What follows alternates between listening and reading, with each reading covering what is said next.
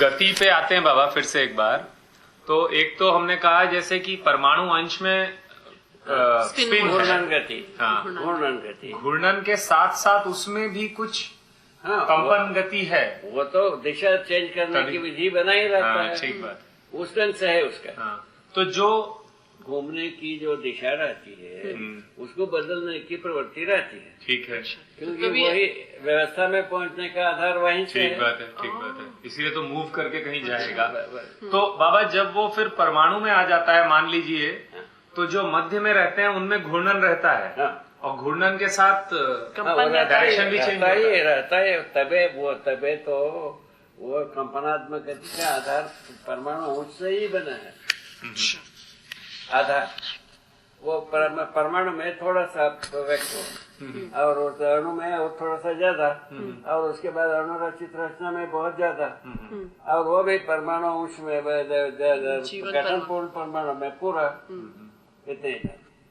तो बाबा जो वर्तुलात्मक गति कर रहा है परमाणु अंश में, उसमें वो करता है ना, उसके कंपन की वजह से वो वर्तुल हो रहा है। वही मन में परमाणु अंश में जो कंपन थे वो जॉइंट होने से डबल हो गए। ठीक है ना, स्वाभाविक है ना, दूना हो गया ना। वैसे बढ़ते बढ़ते बढ़ते कहीं पहुंच गए। वो लिखा परमाणु अंश जितना ज्यादा बढ़ता है उतना ज्यादा कंपनात्मक गति होता है, लिखा ही है। क्या हुआ ये मैं समझा नहीं, आप क्या कह रहे हो? बेसिकली उसमें कंपन है, वो हिल रहा है, लेकिन उसके साथ निश्चित दूरी भी बनी हुई है, उस वजह से वो घूम रहा है। ठीक है ना, क्योंकि वो निश्चित दूरी तो बनी रहनी है, लेकिन इसमें वो है कंपन वाली गति है, तो उसकी वजह से इट कीप्स मूविंग। दूरी बना रहता है अपने वातावरण के आधार पर, परस्पर वातावरण के आधार पर। वो बहुत बढ़िया बना है वो। ये अपना सेवा कार्य के लिए। हाँ, मिले हैं गिरिवर से। उनको एक पीस दे, पहले खा क्या, पहले खाइए तब सेवा एक पीस दे ना उनको। आ रहे बाबा, ले रहे। उसमें से एक पीस। हाँ, वो लेंगे बाबा, हाथ धोने का शायद।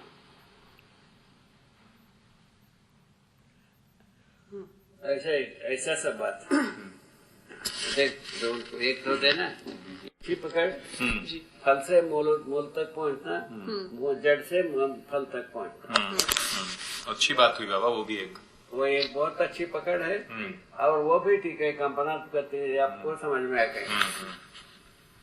दो तरफ पकड़ा रहता है, इसीलिए कंपनात्मक गति, नहीं तो कंपनात्मक गति कहाँ से मिलेगी? ठीक बात है बाबा, ठीक बात, बहुत सुंदर। एक परमाणु में भी वैसे ही है, जितने घूमते रहते हैं दो ध्रुव को पकड़े रहते हैं।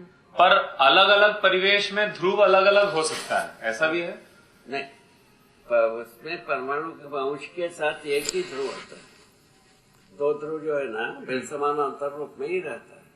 नहीं, जैसे एक परिवेश है, उसके एक दूसरा परिवेश भी है, तो वो तो पहले परिवेश के अनुरूप है होता है। सब तो पूरा ही कंपन है। तबे तो कंपनात्मक गति है। नहीं तो बड़ा अजीब हो जाएगा। अजीब क्या है? अव्यवस्था। ठीक है, अव्यवस्था की हो जाएगी। तो पूरे के पूरे परिवेशों के वो ध्रुव सेम है। दो ध्रुव जो पकड़ा रहता है, इसीलिए कंपनात्मक है। ठीक है, इंटरेस्टिंग बात है। पर बाबा जैसे हम एक तरफ ये कह रहे हैं कि जैसे दो अंश के परमाणु में, तो ये समझ में आया कि इन दोनों के प्रभाव क्षेत्र वश वो एक दूरी बना लेते हैं। पर जैसे 10 अंश का परमाणु है, तो उसमें तो मध्य में मान लीजिए 5 है, मान लीजिए, तो वो तो काफी पास आए हुए हैं। तो उसको ठीक है ना, पास क्या, वो अपने ढंग से पास, फिर भी एक अंश के दूसरे अंश के बीच में दूरी है।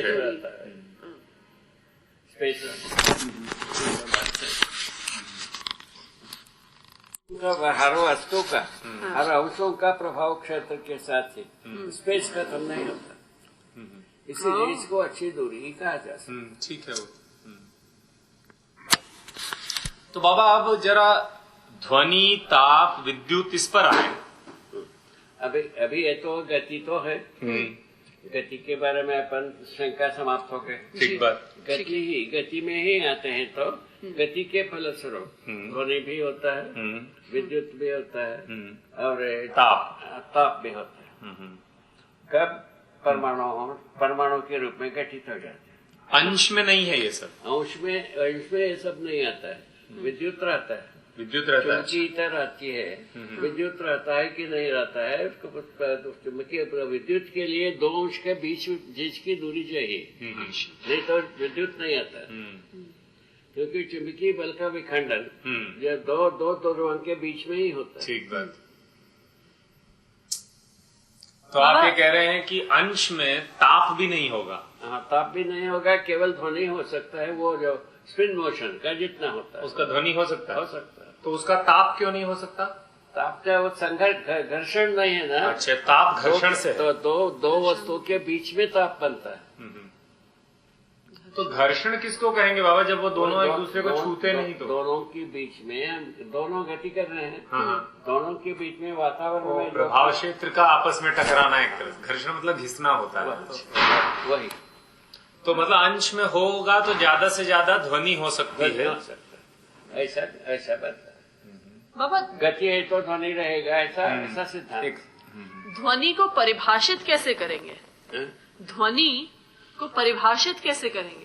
ध्वनि वही ये जैसा कि खींचने से जो होता है एक दूसरे के साथ, उसी को ध्वनि कहलाता है। तो ध्वनि जब कुछ भी घूर्णन गति कर रहा है, किंतु उसका वातावरण में कोई चीज रहता ही है। अच्छा, तो उतना ध्वनि हो सकता है उसका वातावरण में विहीन कोई चीज होता नहीं। ठीक है। वातावरण में ही स्थिति में ध्वनि होता ही नहीं। वातावरण से क्या अभिप्राय है? कोई दूसरे प्रकृति का कुछ और होना? एक स्वयं में कोई वस्तु होगा, उसका वातावरण होगा। ठीक है। दूसरे का कोई वातावरण के पास ही ध्वनि हो पाता। नहीं तो ध्वनि का पहचान नहीं। हाँ, वो ठीक है, पहचान नहीं, ध्वनि का पहचान नहीं। जैसा अनुभव आदमी ने कर लिया, प्रमाण नहीं है तो पहचान क्या हुआ? अनुभव का पहचान कहाँ हुआ? ठीक बात। अभी कब से अनुभव की चिल्ला रहे हैं, तो प्रमाण नहीं तो कौन सा पहचान है वे अनुभव का? उसका नाम क्या दिया जानते हैं? स्वांत सुख के। स्वांत सुख का क्या प्रमाण होगा? कोई प्रमाण नहीं। अब ताप को कैसे परिभाषित करेंगे? ताप को ताप के लिए यह है, हर एक वस्तु का अपने स्वभाव रूप गति में होने का, माने एक दूसरे के साथ व्यवस्था में जीते समय में ताप पैदा होता है। बताया, एक दूसरे के साथ जैसा अपना जीभ और होठ के साथ काम करते समय में घर्षण होता है, उससे ताप पैदा होता है। ठीक है। तो उसी प्रकार हर वस्तु दूसरे वस्तु के साथ रहने से वो तो बीच में ताप पैदा होता है, दोनों वातावरण के बीच में। वो उसका स्वभाव गति हुई। स्वभाव गति में किसको माना जाए? तो व्यवस्था में कार्य करते थे, किसको स्वभाव गति। अव्यवस्था होते थे समय में ताप बढ़ गए या कम हो गए, 2 बात में 2 मिनट में एक हो गए।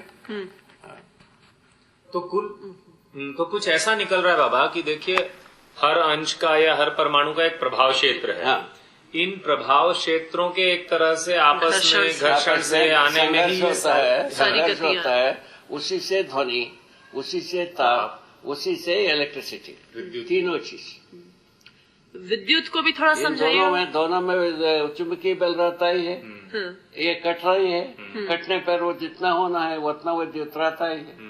ये इन चारों बलों से संपन्न रहता है, चुंबकीय बल, विद्युत बल और उसके बाद ये ध्वनि और ताप। तो चुंबकीय बल तो मूल में रहता ही है। हाँ, रहता ही है। साथ आने पर ये सब व्यक्त हो जाता है परस्परता में। ठीक है, परस्परता में व्यक्त होते हैं। और ये इनके इसी का नाम है सापेक्ष शक्ति, कार्य ऊर्जा। यही नाम बनता है। परस्परता में व्यक्त होते हैं, मतलब कि उसको डिटेक्ट करने के लिए एक और इकाई चाहिए, ये कह रहे हैं। नहीं, लेकिन वो पहचानने के लिए ठीक है, डिटेक्ट करने के लिए ठीक है। उनके होने के लिए भी तो चाहिए ना, मतलब 2 परमाणु अंश की आवश्यकता है, वरना ये सब फिनोमिना होगा ही नहीं। हाँ, लेकिन बाबा ये कह रहे थे कि एक परमाणु में हो भी रहा है अगर, तो उसको डिटेक्ट करने के लिए भी एक दूसरी इकाई या कुछ एक दूसरे के साथ ही डिरेक्शन होती है। या अकेले में कोई डिरेक्शन ही नहीं है। नहीं, वो तो ठीक है, वो तो इनके होने के लिए भी 2 परमाणु अंश की आवश्यकता है। वही तो बात है। एक अपने गुण को व्यक्त करने के लिए दूसरे की आवश्यकता है। तो बाबा प्रकाश को आप इन्हीं चार के साथ क्यों नहीं डालते हैं? प्रकाश को कह रहे हैं आवेशित गति है। प्रकाश को परम तप्त अवस्था को प्रकाश कह रहे हैं हम। परम तप्त बिंब को, बिंब प्रतिबिंबित होता है उसको हम प्रकाश कह रहे हैं। सूर्य जो है ना परम तप्त है, उसका प्रतिबिंब को अपन प्रकाश कह रहे हैं। नहीं, लेकिन एक हम ये भी कहते हैं ना कि हर इकाई प्रकाशमान है। हाँ, हर इकाई प्रकाशमान है स्वभाव गति में भी। हाँ, तो उसका वहाँ पर प्रकाश जो है वह प्रकाश में है ना पहचान के रूप में है। हर वस्तु वो अपने पहचान को पहचान के साथ प्रकाशमान है। तो यहाँ पर अब एक तो देखिए तप्त बिंब के प्रतिबिंब को प्रकाश कह रहे हैं। प्रकाश ठीक है, प्रकाशमानता हर वस्तु में है कहा। तो दो चीजें हो गई। हाँ, तप्त वाले को आप प्रकाश कह रहे हैं। हाँ, जिसको आंखों से हम तप्त परम तप्त वस्तु को प्रतिबिंबित होता ही है, जैसे सब होते हैं। पर प्रतिबिंबित होने पर उसको हम प्रकाश कह रहे हैं। प्रकाश तो परम तप्त होने के तो अव्यवस्था परम हो गई। तो उसके हर वस्तु व्यवस्था में भी प्रकाशमान है। ये जो जितने भी आवेश है उसको पहचानने की शक्ति स्वभाव गति में ही होती है। वो भी ठीक है। जैसा मनुष्य जो समझदार है, ना समझे को हजम करने की ताकत समझदार व्यक्ति में ही होता है। ठीक बात है। तो हजम करने का क्या मतलब? तो सामने जो ना समझता उसको समझदार बनाना ही समझने का समझदार का प्रमाण है। ठीक, वो भी आवेश को पचा ही रहा है। वही बात है। तो जैसे ऐसे ही जड़ जगत में हर व्यक्ति में इसको डिटेक्ट किया जा सकता है। तो जिसको हम प्रकाश कह रहे हैं वो एक तरह से ताप का ही ताप परम तक ही, ताप परम हो जाने से जो स्वयं आवेशित रहने से उसका प्रतिबिंबन प्रकाश के रूप में आता है। जैसा चूल्हे जलाते हैं, चूल्हे जलने से लकड़ी जलता है। लकड़ी जलने पर जो है ना जो लकड़ी जो खाक हो गए, लकड़ी तो बर्बाद हो गए, किंतु प्रकाश जो है ना प्रतिबिंबित होता है। ताप जो है ना परावर्तित होता है, उसका प्रकाश फैलता है और उसका जो है ना परावर्तित होता है ताप। तो प्रकाश प्रतिबिंबित होता है, ताप परावर्तित होता है। अच्छा, तो चूल्हे के अंदर हाथ डालेंगे तो हाथ जलता है, बाहर रहने से गर्म होता है, दूर रहने से कम होता है और दूर होने से खत्म हो जाता है। ऐसे ये इसका मतलब है चूल्हे की गर्मी कितनी दूर तक में सब हजम हो जाता है। वो तो ठीक है। ऐसे तो प्रकाश भी तो ऐसे ही है बाबा। वैसे ही है। हाँ? प्रकाश जो है ना प्रकाश का प्रतिबिंब की मतलब है साभिमुख। पर साभिमुख में भी अगर दूरी बढ़ाएंगे, दूरी बढ़े घटे, हाँ, प्रकाश मानता जो है किसी भी दूर तक जा सकता है। नहीं, प्रकाश मानता तो जा सकता है। हाँ? पर प्रकाश जो है ना अकेले प्रकाश का कोई मतलब है नहीं, मानता ना हो तो। जैसे कि मैं यहाँ पर आग जलाया हूँ, हाँ, और मैं कुछ पढ़ने की कोशिश कर रहा हूँ, हाँ, तो वहाँ तो हो सकता है पढ़ पाऊँ, हाँ, यहाँ नहीं पढ़ पा रहा हूँ, वहाँ पास में से पढ़ेंगे। हाँ, तो उस पर प्रकाश ज्यादा आया ना वहाँ पर। वो ठीक है ना, दूरी से संबंधित हुआ ना। हाँ, हाँ, ठीक है ना। तो दूरी से प्रकाश भी घट रहा है और स्वाभाविक। हाँ, हाँ, ताप तो परावर्तन में घटता ही है, ताप घटता है और प्रकाश भी दूरी से कम सा होता ही है।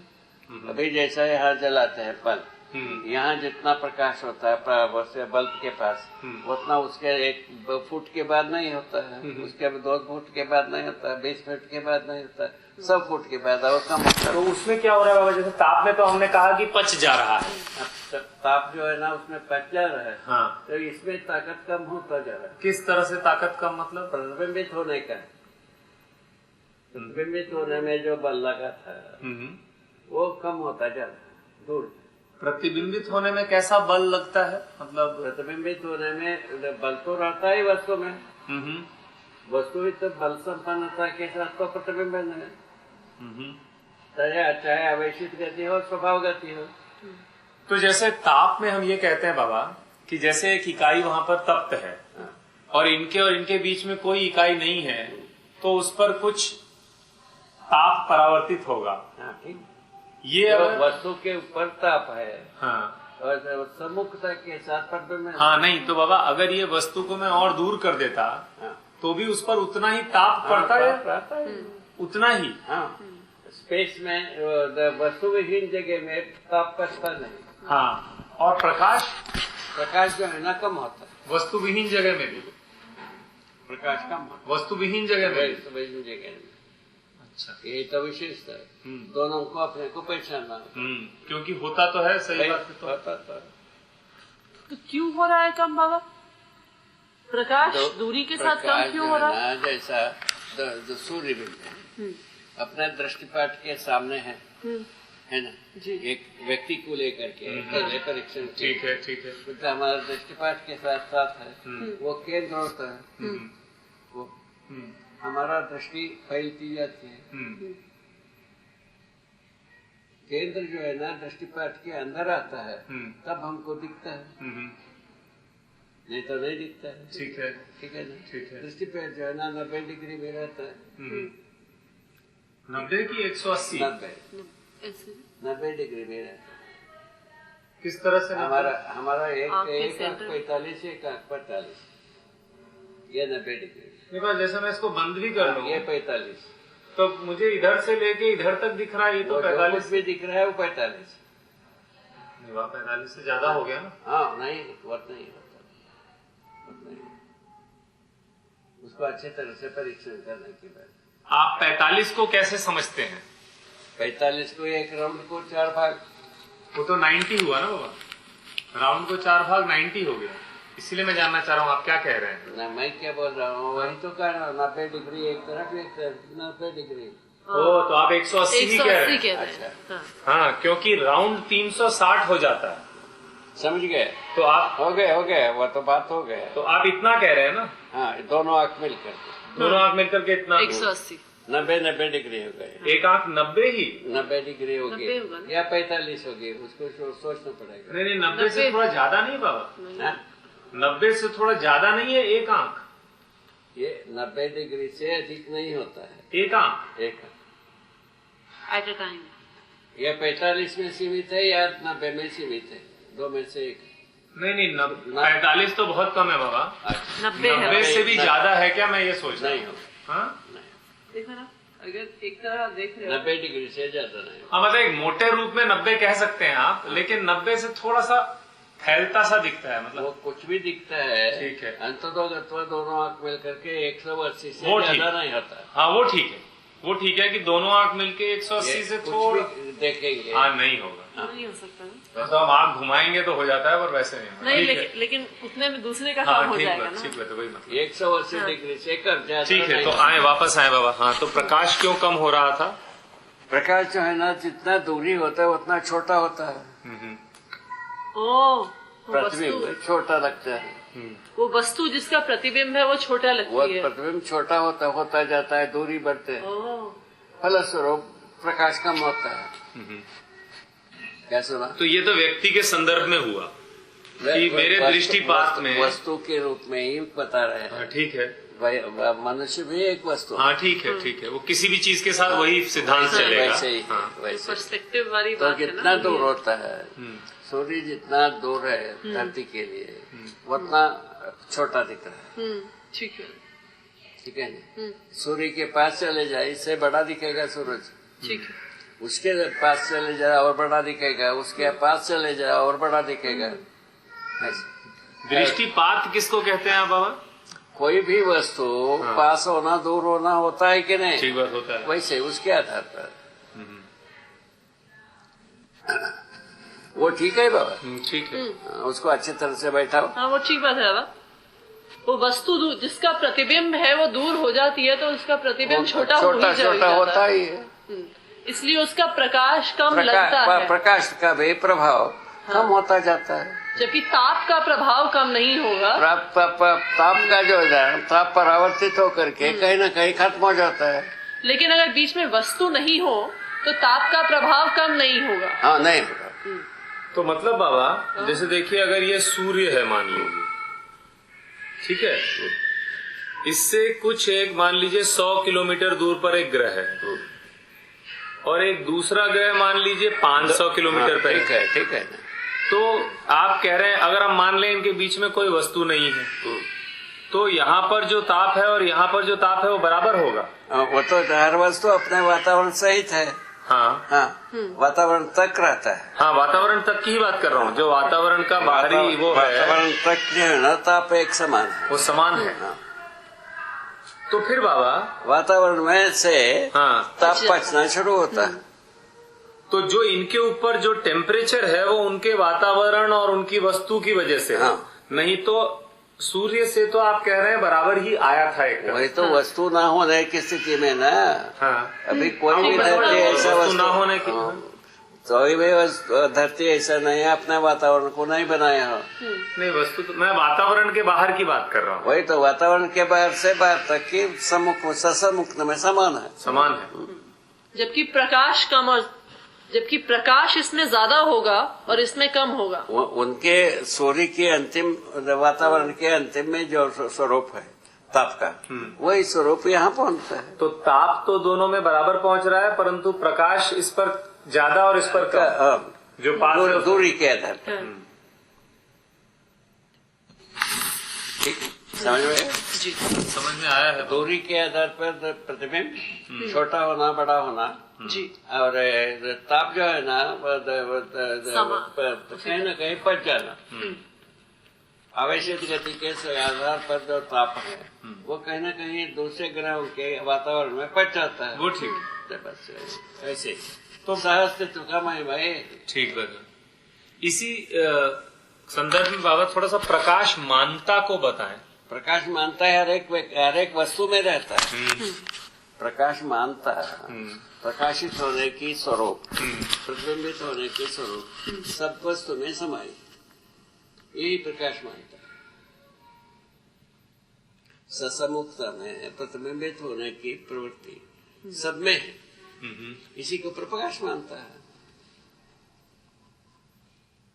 आपका प्रतिबिंब आपके सभी ओर फैला ही है, कैसे भी रहो, कहीं भी रहो। इसी प्रकार धरती का भी वैसे ही, एक परमाणु का भी वैसे ही, परमाणु अंश का भी वैसे ही, सब वैसे। तो प्रतिबिंब की क्या परिभाषा होगी बाबा? प्रतिबिंब का परिभाषा एक दूसरे को दिखना, एक दूसरे को पहचान में आना। दो भाग, दिखना, पहचान में आना। तो जड़ से जड़ की जब हम बात कर रहे हैं तो उसमें दिखना तो वो पहचान में आता है, पहचानना निर्वाह करना जो प्रकृति में लिखती है ना भाई, उसका ही। अच्छा, एक बात बताएं बाबा, एक ये प्रयोग की बात, मतलब एक एक्सपेरिमेंट की बात कह रहा हूं। मान लीजिए एक इकाई है यहाँ पर, ठीक है, और यहाँ पर हमें पर्दा लगा दो, ठीक है। तो अब एक इकाई यहाँ है और एक इकाई काफी दूर यहाँ पर है, ठीक है। तो जब तक ये पर्दा है तब तक वो जितना रोकता है तो इनका प्रतिबिंब इस पर नहीं पड़ रहा है। प्रतिबिंब को जितना रोकता है पर्दा रोक लेता है। मान लीजिए कि अपारदर्शक है, अपारदर्शक है तो पूरा रोक लिया। अब हमने ये पर्दा ऐसे उठा दिया, हाँ, तो इसका प्रतिबिंब यहाँ पहुँचेगा। क्या एक ही समय पर पहुँचेगा? हाँ, पहुंचा ही रहता है। हाँ, इसका क्या मतलब है? पहुंचा रहा प्रतिबिंब जो है ना ससमुखता में रहता ही है। नहीं तो बाबा, अभी ये जब थोड़ी देर पहले तक जब तक ये ससमुख नहीं, उसमें समय नहीं लगता है। ये जो सब अपने समय के साथ जोड़ते हैं, हाँ, उसमें समय नहीं रहता है। जैसे जो ससमुखता है वह तो प्रतिबिंब है ही है। नहीं, लेकिन इसको थोड़ा समझ लें कि जब अपारदर्शक वस्तु थी, ठीक है ना बाबा, भाई जैसा सूर्योदय होता है, हाँ, तो सामने अवरोध रहता है, दीवार रहता है, हमको दिखता नहीं, हाँ, ठीक है ना। हाँ, किंतु दीवार हटने के बाद प्रतिबिंब रहता है कि नहीं? रहता है। बस वो इंस्टेंटेनियस है क्या? नहीं तो वो उसी क्षण कैसे पहुंच जा रहा है, मैं ये थोड़ा समझना चाहता हूँ। रहता ही है, ससमुखता में रहता ही है। हाँ, इसका क्या मतलब है बाबा? पुनः वही बात, ससमुखता नाम पता लगता है ना, हाँ, वही वो रहता ही है। ससमुखता में प्रतिबिंब रहता है। एक्चुअली अगर आप दूसरी तरफ से देखो जैसे कहते हैं वो ना अपने को समझना चाहिए। हाँ, थोड़ा मैं समझ उसको। हाँ, क्या जैसे हर इकाई वो कह रहे हैं कि अनंत कोण संपन्न है, ठीक इन है। सेंस कि वो अपना प्रतिबिंब इनफाइनाइट डायरेक्शन में हर जगह ठीक है। फेंक रही है। हाँ, वो भाषा से गलत है। हाँ, तो जब तक पर्दा है, पर्दे पे फेंका हुआ है। जैसे वो उठ गया तो जो उसकी भी ससमुखता में जितनी हाँ। चीजें हैं वो चला गया। हाँ, तो नहीं, पर इसलिए इसीलिए बाबा उसने भाषा यूज कर रहे हैं कि इसलिए रहता ही है। उसने क्योंकि कोई जाता नहीं है, क्योंकि वो इसकी से प्रॉपर्टी है। ठीक एक्सप्लेन की। नहीं, कुछ तो ठीक एक्सप्लेन की, पर मेरे को ये समझने की कोशिश की कि कुछ जाता नहीं है, आप कह रहे हैं वो रहता ही है। रहता ही है, उसका मतलब क्या है? मतलब ये है कि ससमुक्त नहीं। एक ही है उसमें, मतलब उतने एक्चुअली इसमें ससमुक्त हुआ, प्रतिबिंब है हुआ। उसके लिए मेरे ख्याल से ससमुक्त नहीं हुई, प्रतिबिंब नहीं रहे। हाँ, हम लोग अभी उसको ठीक से देख नहीं रहे। ठीक बात है, हम कुछ ट्रैवल के रूप में देख रहे हैं, इसलिए गड़बड़ा रहा है कि कुछ जाता है ऐसा। ये कुछ भी नहीं है व्यवहार, इसका फार्मूला यही है कि जैसा एक लैंप रखा है, लैंप का प्रकाश हम ससमुख हुए से लैंप का प्रकाश आता ही है, रहता ही। ससमुख नहीं है, नहीं रहता है, इतना ही बात। नहीं, वो तो ठीक है बाबा। ससमुखता में प्रतिबिंब बना ही रहता है। एक्चुअली जो बात, और ये बताए ना बाबा, जैसे कि वो तो हम जब ससम्मुख आते हैं तो प्रकाश दिखता है। वही ससमुख होना नहीं होने के लिए तो पड़ रहा है। अरे पुनः वही रोग, ससमुख ना होने के लिए तो पता लगाया हो। हाँ, वो तो ठीक है, उतना ही बात। वो तो थोड़ा सा ससमुख हुए तो प्रतिबिंब है ही। ठीक। एक्चुअली जो अच्छी तरह से समझने की बात है। जो आप बात कहते हैं ना बाबा की, मन लगा करके कि हर इकाई अनंत कोण संपन्न है, हाँ, वही उसी वही, से जुड़ी वही, हुई बात है। वही ये अनंत कोण संपन्न है तो वो यहाँ पे आगे रुक जाता है। वही बात। आप ये हटा दीजिए तो फिर हटा दिया तो है ही है। तो मतलब उसमें समय का वो इन्वॉल्वमेंट नहीं है, हाँ, कुल मिलाकर के वो आप मतलब हाँ, वो आप कह रहे हैं, मेरे को उसको समझना एक्चुअली होगा। उसे अगर आप थोड़ा एनिमेशन के रूप में अगर समझो कि उसमें से हर इनफाइनाइट डायरेक्शन में एक इनफाइनाइट रेड फील्ड टाइप की कुछ अभी टेंटिकल सारे निकल रहा है। एनालिसिस से ही वो ट्रैवल की बात आता है। सूर्योदय का हाँ, प्रतिबिंब यहाँ पहुँचने में देर लगता है, लिखा है विज्ञान। जबकि ऐसा नहीं, प्रतिबिंब पहुँचने में देर नहीं, ताप पहुँचने में देर। क्योंकि ताप वातावरण में पचता है। ताप जो है ना परावर्तित होता है, ये वातावरण को भेद करके अपने पास पहुँचता है। वो तो आप ताप के बारे में भी ये कह रहे हैं कि जहाँ पर वस्तु नहीं है वहाँ ताप पहुँचने में भी देर नहीं है। वो ठीक है ना, हो गए बात। वस्तु जो है इस ठीक के वातावरण में है ना भाई। हाँ, नहीं तो धरती के जो सबसे बाहर वातावरण का सबसे बाहरी हिस्सा पहुंचने है में देर नहीं, वहां तक तो ताप भी पहुंचने में देर नहीं पहुंचता आता है। है। और प्रकाश, हाँ वो मैं समझ रहा हूँ आप जो कह रहे हैं, ऐसा कहते हैं क्योंकि प्रकाश आप कह रहे हैं प्रतिबिंबन है, उसमें देरी नहीं। प्रकाश प्रतिबिंबन है, ताप जो है ना परावर्तन है। इन दोनों को समझने की जरूरत है। इसको प्रभेद नहीं करता है विज्ञान, उनकी ताकत की बाहर हो गए। ये बहुत स्ट्रेटेजिक पॉइंट है। एक बात बताइए बाबा, जैसे हमने कहा कि परमाणु में जो परमाणु अंश होते हैं उनके प्रभाव क्षेत्र के घर्षण से ताप होता है, ठीक है? तो परस्पर जी, परस्पर।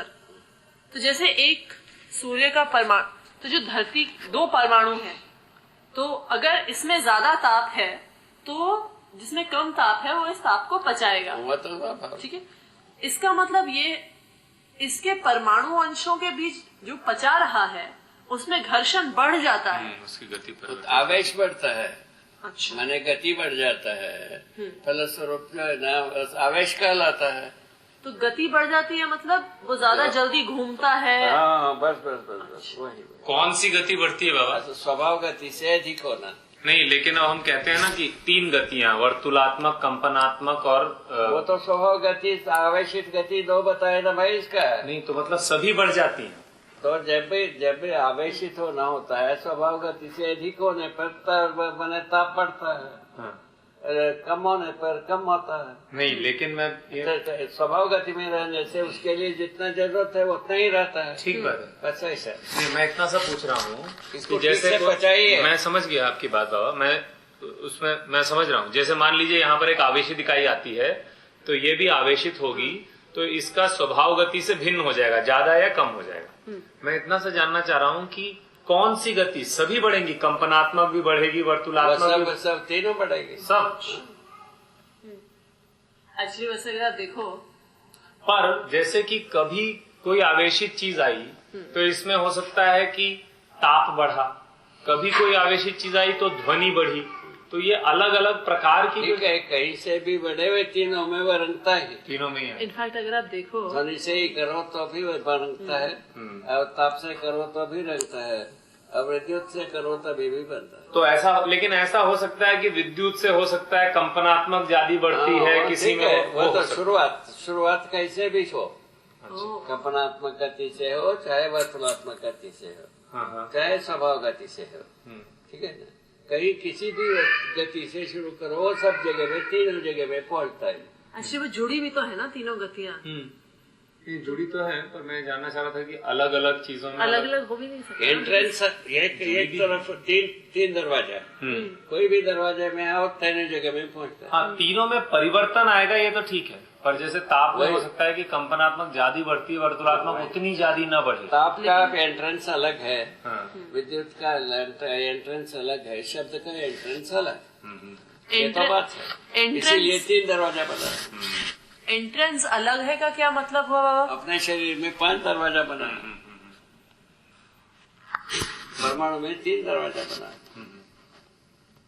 एंट्रेंस अलग से ही शुरुआत। एंट्रेंस मतलब किसी भी एक प्रकार की गति को आप हो सकता है बढ़ा दो, उससे सभी बदलेंगी, यही कह रहे हैं ना बाबा? पर उसको थोड़ा इकाई में तीनों दरवाजा बना ही रहता है, ध्वनि की, ताप की, विद्युत की। तो अब इसी से जुड़ी एक बात और बाबा, विकिरणीयता क्या है? विकिरणीयता बता दिया है ना, अजीर्ण परमाणु अंश के बात। अजीर्ण परमाणु में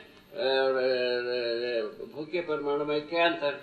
मध्यांश में जो परमाणु में जो क्रिया होती है उसका ताप और विद्युत ध्वनि इसको परावर्तित करता है आखिरी परिवेश में, ठीक है, आखिरी परिवेश में परावर्तित होता है भूखे परमाणु में, ठीक है। अजीर्ण परमाणु में ये तीनों चीज मध्यांश तक पहुंचते हैं, ठीक है। वो मध्यांश जब जितना पचाना है पचाता है, ज्यादा हुआ विकिरण,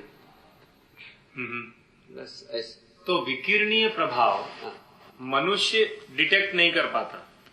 मनुष्य मतलब जैसे ध्वनि में अपने कान से पकड़ लेता हूँ, ताप में अपने त्वचा से पकड़ लेता हूँ, विकिरणीयता को, विकिरणीयता जो है ना विकास के सहायक द्रव्य है। हाँ, वो तो ठीक है, वो नहीं है वैसा पहचान सकता है। तो विकिरणीयता को विकास के सहायक वस्तु के रूप में पहचान सकता है, इसीलिए अस्तित्व में कोई चीज व्यर्थ नहीं है कुल मिला के। विकास मतलब पूरे विकास क्रम, विकास किसकी बात कर रहे हैं? विकास क्रम विकास, जागृति क्रम जागृति के लिए ये सब सहायक। तो मेरा शरीर उसको डिटेक्ट नहीं कर सकता। हाँ, शरीर के लिए विकिरणीयता को पहचाना जाता है, तो शरीर के लिए आवेश बनता है, इसीलिए उसके वो वर्जित करते हैं। शरीर के लिए जरूरत नहीं, शरीर के लिए जितना विकिरणीयता जरूरत है वातावरण में फैलाई है, ठीक बात। बस। तो आपको अध्ययन के क्रम में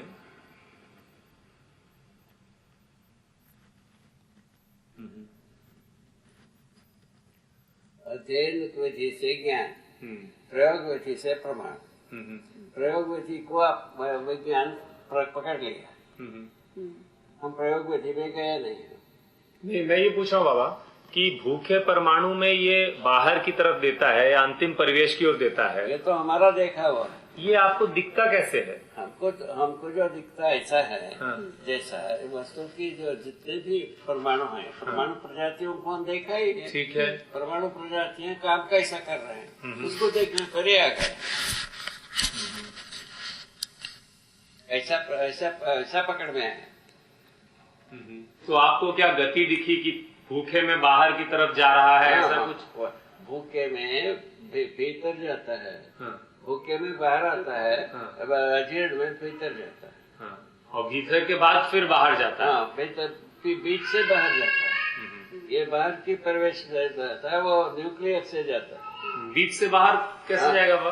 अधिक वाला सब। हाँ, नहीं तो वो अच्छा परिवेश की तरफ नहीं जाता, जो परिवेश का डिस्क अलग रहता होगा वो अलग जाता है। उन मध्यांशों में पचाने की ताकत रहता है, उतने को रखता है, बाकी को भेज देता है जितना अलग दिशा से। हाँ, स्पेस में चले जाता है, वो फैला रहता है, वो फैला रहता है। तो वो सब मनुष्य के लिए अनुकूल है, वनस्पतियों के लिए अनुकूल है, पानी बनने के लिए सबसे अनुकूल है, ये विक्रिया के लिए सबसे अनुकूल। ये तो आपने लिखा है बाबा, ठीक है। ऐसा, और उल्का पात शिलापात के लिए अनुकूल। ऐसा इतने जगह में हम देखा। उल्कापात शिलापात के लिए अनुकूल है, मतलब जैसा दो प्रकार से दो दिशा से यही विकिरण एक जगह में आ जाते हैं, वही किसी वस्तु के साथ जुड़ते हैं। अच्छा, उस स्थिति में वो वस्तु ज्यादा गर्म हो जाता है, अति गर्म होता है। गर्म होने से उसके साथ आसपास की अणु जुड़ जाते हैं। वो जुड़ने के बाद वो उतने तक में वो हट भी जाता है। हटने के पश्चात वो जो डोया वस्तु निकलता है, उसका नाम है उल्कापात शिलापात। तो वो केवल जल के वहीं उड़ जाता है, खत्म हो जाता है, क्या होता है? होता नहीं है, वो इकट्ठा होके धरती पर आता है। अच्छा, धरती पर आ जाता है, जो मीटियोर्स कहते हैं, जो खत्म वो चलता है, वो बहुत बड़ा नहीं बनता है, अणु के स्थिति में ही रहता है, तब उल्का हुई शिला वो हुई, इकट्ठा होकर के धरती में आ गए। अच्छा अच्छा, ठीक है, ठीक है। तो जो विकिरण है बाबा, ये अपारदर्शक वस्तु पे आके रुकती नहीं है, उसके थ्रू चली जाती है। अपारदर्शक वस्तु से रुकता नहीं, यही विशेषता, यही बात। ये तो वस्तु के भीतर से घूम के चले जाता है। अब उसको डायरेक्ट किया है, किसी एक निश्चित प्रकार की केमिकल होता है, उसके पास आकर के रखता है, वही फोटो लेता है, हड्डी के साथ रुकता है, ऐसा ट्रेस किया है, वो ठीक है। नहीं तो ये रुकता और जाता कहने से तो ऐसा लगता है जैसे कुछ जा रहा है, वो तो प्रभाव क्षेत्र ही है ना एक प्रकार का। वही तो कुछ जा नहीं रहा है, आ जा नहीं रहा है, वही प्रभाव क्षेत्र तो जाता है, और कौन सा? हाँ, प्रभाव क्षेत्र, कोई वस्तु नहीं जा रही, वस्तु कहाँ जाता है? वस्तु पर प्रभाव डालने जाता है, वस्तु पर प्रभाव डालने जाता है। वो कुछ लोग प्रभाव, तो ये कहना ठीक है कि कुछ वस्तुएं उस प्रभाव को पूरा पचा लेती हैं, हाँ। कुछ अपने में से आर पार होने देती हैं, वो ज्यादा सही बात है। वही ठीक, खरी है। अभी यहाँ